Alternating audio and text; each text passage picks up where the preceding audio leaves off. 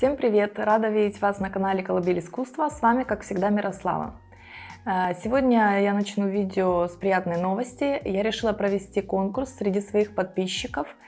Для того, чтобы принять участие в этом конкурсе, вам понадобится совсем немного. Это быть подписчиком, поставить лайк под этим видео, а также оставить комментарий.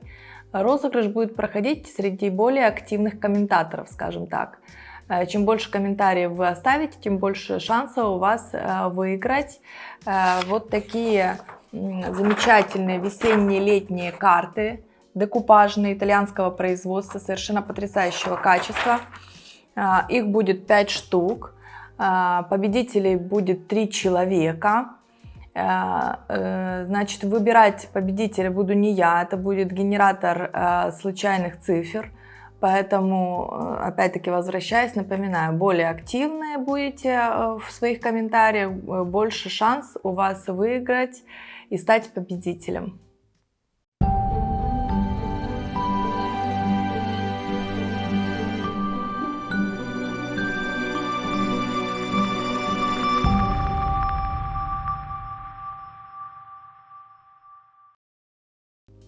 Мои дорогие любимые рукодельницы, о акции я вам уже рассказала, а сейчас мы переходим непосредственно к видеоуроку сегодняшнему.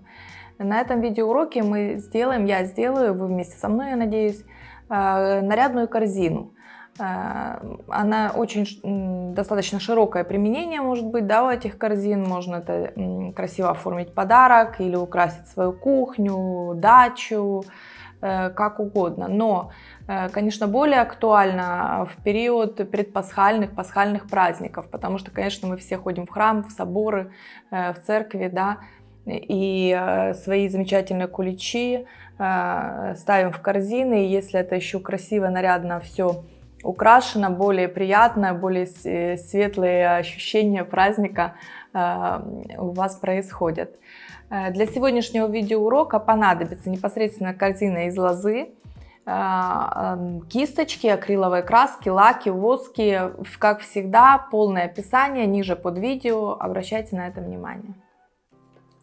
На первом этапе, как обычно, ничего не меняется, наносим грунт. Грунт использую обычный, универсальный. Приступаем. Кисточкой буду работать. Не старайтесь сильно густой, у меня кисточка влажная, грунт у меня еще достаточно свежий. Да, если он густой, чуть-чуть подразведите, вам не надо прямо такие сильно грубые моменты нанесения. Да.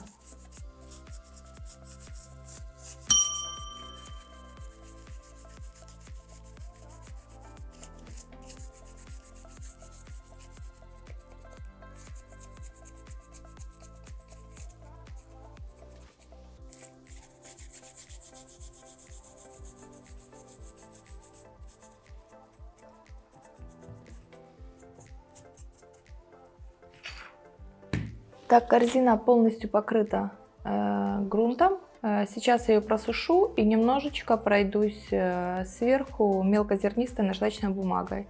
Все как обычно. Кто хочет более подробно, напоминаю, возвращайтесь в предыдущие видео. Все то же самое. Грунт высох. Я прошлась, напоминаю, мелкозернистой наждачной бумагой. Все красиво, все приятно. Приступаем к дальнейшей работе. Сейчас я буду использовать темно-зеленую акриловую краску. Я ее уже выдавила в тарелку. Она такая густая, мне не нужна. И вам тоже не нужна. Поэтому немного воды. Кисточка влажная. Напоминаю, всегда работайте влажной кисточкой, сухой в этих случаях. Не надо работать, вам так и будет проще наносить краску, она будет ровнее ложиться, приятнее и более экономно краска будет использоваться. В общем, все прелести. Так, смешаем хорошо с водичкой. И наносим.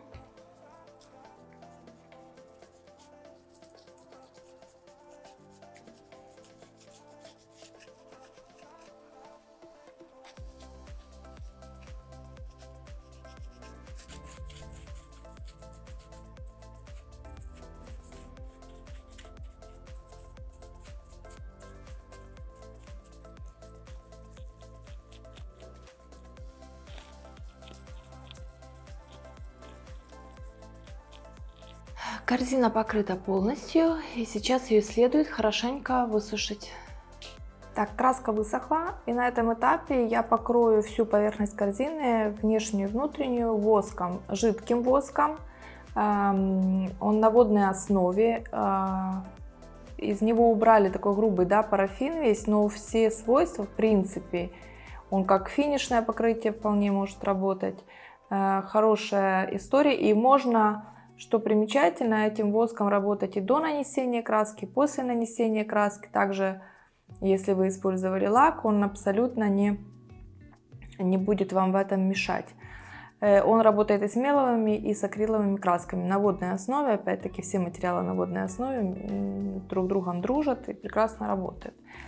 Так, воск у меня цвета кокос, он даст такую немного белесость, она мне тоже понадобится, это в плюс.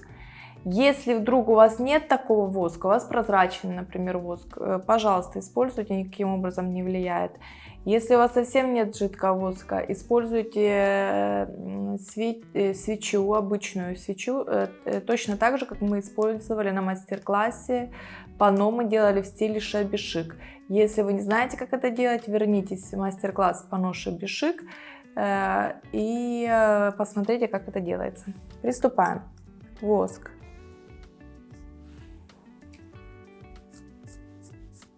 Вот таким образом.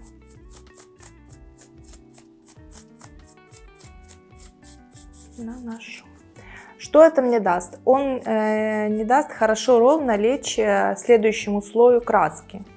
Вот, собственно, для этого я его использую.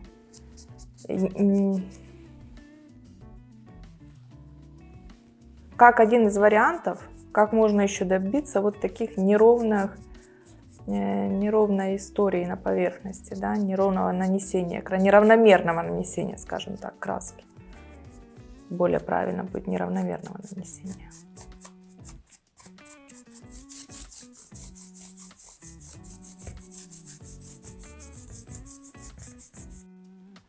Воск нанесен полностью на всю поверхность, внешнюю, внутреннюю. И пока он еще влажный, пока он еще не впитался, да, в корзину, мы покроем следующим слоем краски. Не ждите высыхания, работайте пока воск влажный, если вы хотите вот этой неравномерной, неровной поверхности. Так, я буду использовать два вида краски: золотую, светлое золото, и желтую. Сухой кисточкой, в этом случае используем сухую кисть. Вот так я нанесла рядом золотую, желтую, да, краску. Сейчас я вот таким образом.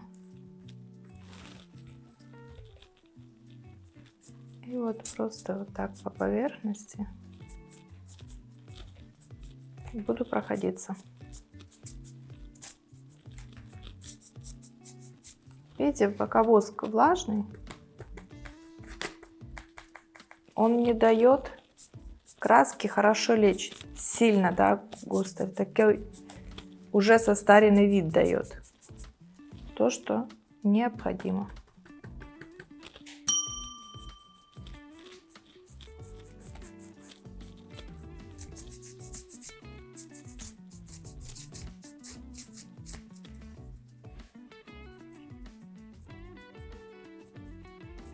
Итак, корзина покрыта, и сейчас ей надо дать возможность хорошо высохнуть, всем краскам подружиться и идеально высохнуть. Краска хорошо подсохла, и сейчас я пройдусь по всей поверхности, снаружи и внутри, мелконаждачной бумагой. Совсем слегка, сильно давить не надо, просто легонько, как будто вы вытираете пыль, совсем легко.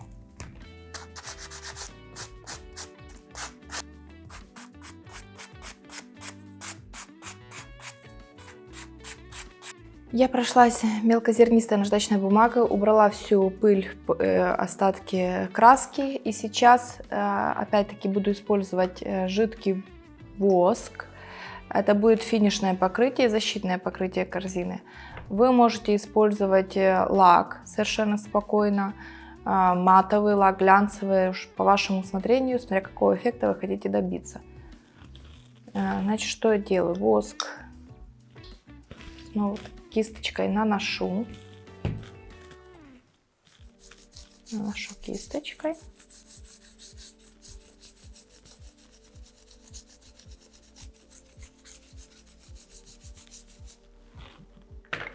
Потом мягкую ткань и хорошенько как бы протираю поверхность.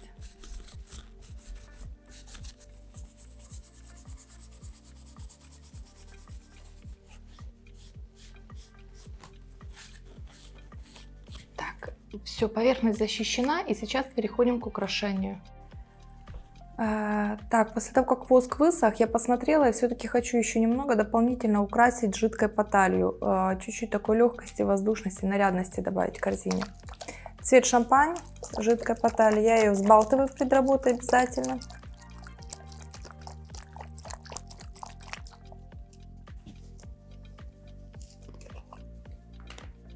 Сильно не надо, сухой кисточкой. В некоторых местах добавить.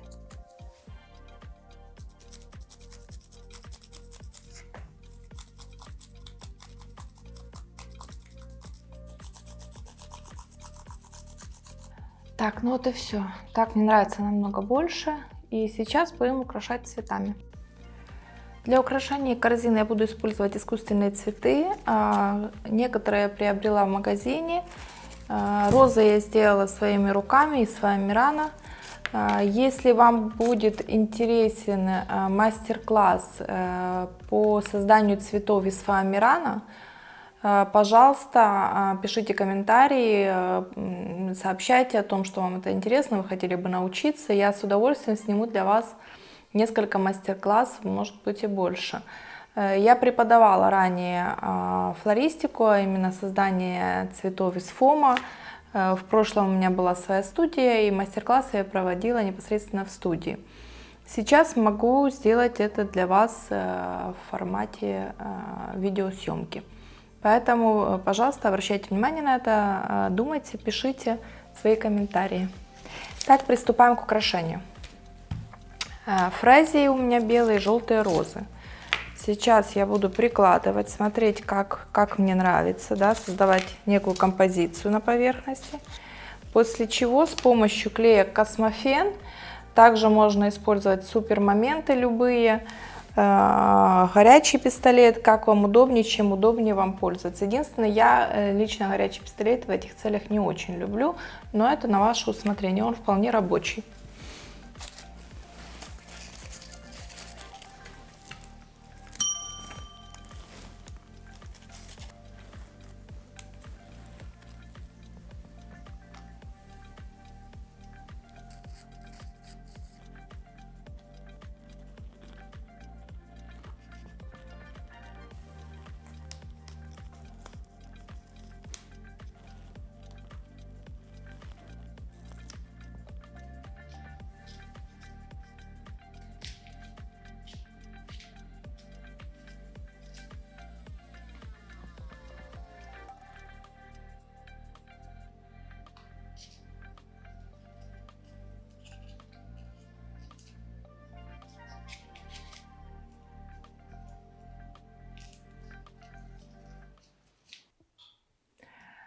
Подошел к завершению видеоурок по созданию нарядной корзины. Такая красота у нас получилась сегодня. Очень весенняя, очень нежная, праздничная. Пожалуйста, пользуйтесь, украшайте свои корзины, добавляйте себе настроение весеннего, праздничного. Мои дорогие рукодельницы, на что я хотела обратить внимание? На техники работы. Да? Вот мы сегодня с вами поработали в технике сложного окрашивания, поработали с жидким воском и получили такой красивый винтажный эффект, да, на поверхности, как один из вариантов, да, работы с красками. Если вы вернетесь к к видеоуроку шеби-шик, панно в стиле шеби-шик. Там мы использовали настоящую такую свечу восковую, к которой мы привыкли, и окрашивание определенным образом, да, там проводилось с потертостями. Тоже винтажный эффект, но уже немного другой. Если вы хотите такого эффекта, да, как на этой корзине, пожалуйста, возвращайтесь к видеоуроку шеби-шик, панно в стиле шеби-шик, и там полностью описано, как делать такую поверхность. Следующий момент, вот тоже, да, но здесь не акцентные краски, уже по-другому выглядит, поэтому экспериментируйте, смотрите, что вам больше нравится, что подходит, и все у вас обязательно получится. В случае с этой большой корзиной здесь со всеми работала жидкой по талию и лаком. Такой интересный эффект, очень его тоже люблю, очень мне нравится. Пожалуйста, смотрите, впитывайте, пробуйте. Обязательно все получится. Что еще хотела сказать? В середине можно, у меня замечательная моя рукодельная свекровь, мой главный помощник в этих делах. Вот шить, вязать совсем не мое, она умеет у меня делать вот такие красивые шить салфетки внутрь, да, корзин. Можно связать крючком, пожалуйста. Если умеете это делать, прекрасно. Нет, можно к кому-то обратиться за помощью. Вот. И таким образом еще добавить такое красивое завершение, да, корзины. Красиво украсить ее не только снаружи, но и внутри в том числе. Ну, все. По-моему, всю информацию я дала. Снова повторяю, не забывайте оставлять свои комментарии, какие-либо вопросы, пожалуйста, я с удовольствием отвечу на все. В завершение еще раз хочу напомнить вам о розыгрыше, который проходит на канале Колыбель искусства. Будет проходить этот розыгрыш включительно до 28 апреля. Полная информация в начале видеоурока и внизу под видео в описании. Читайте, слушайте, принимайте участие. Я думаю, что это приятный бонус получить в подарок карты, которые так необходимы нам в работе. На этом все. Всего вам доброго и давайте творить вместе.